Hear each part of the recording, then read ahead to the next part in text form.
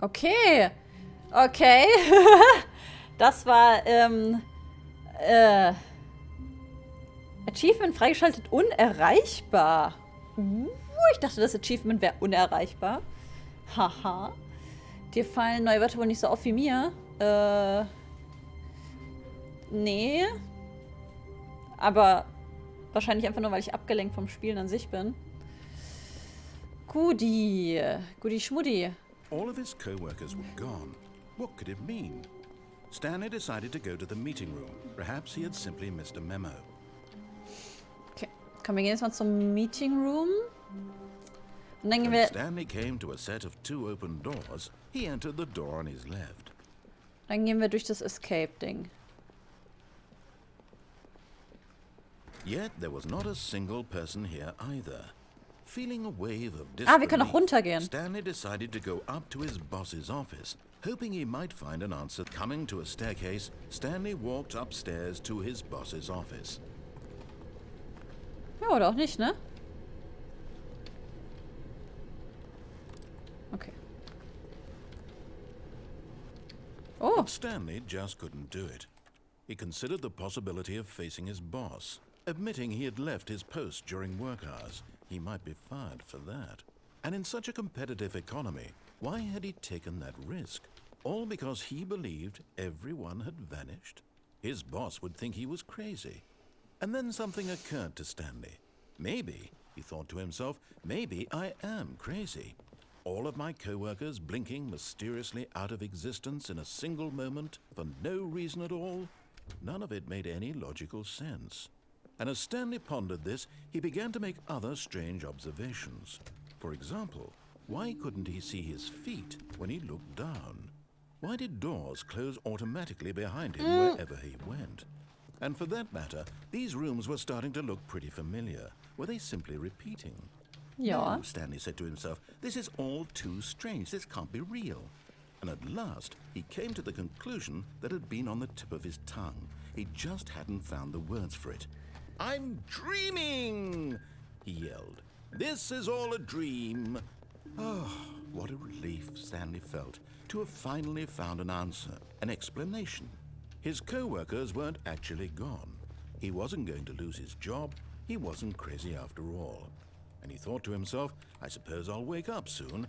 I'll have to go back to my boring real-life job pushing buttons. I may as well enjoy this while I'm still lucid.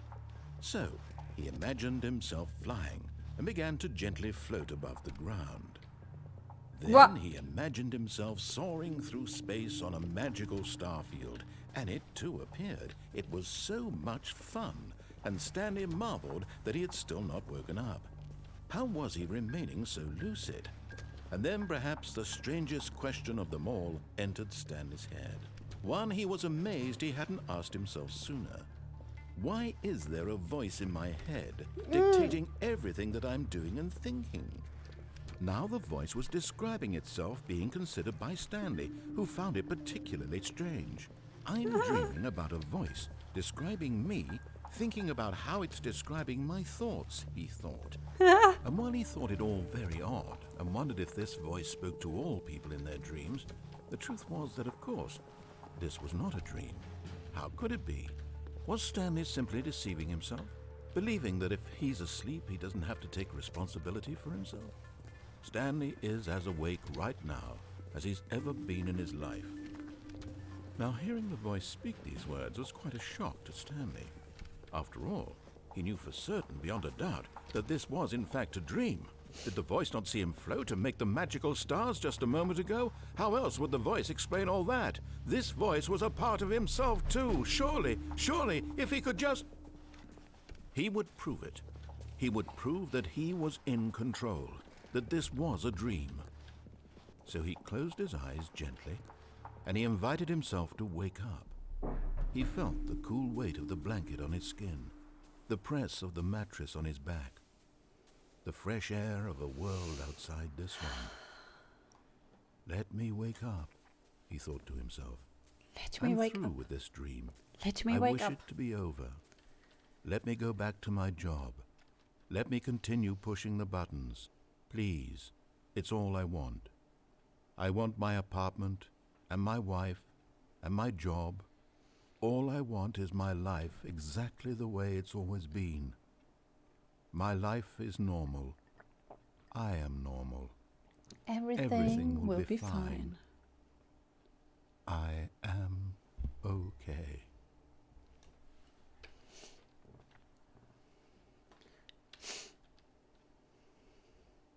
But as he opened his Stanley eyes... began screaming.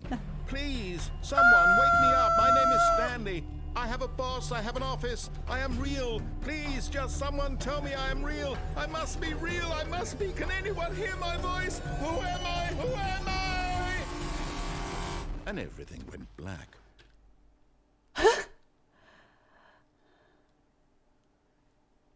This is the story of a woman named Mariella. What? Hallo? Mariella woke up on a day like any other. She arose, got dressed, gathered her belongings, and walked to her place of work.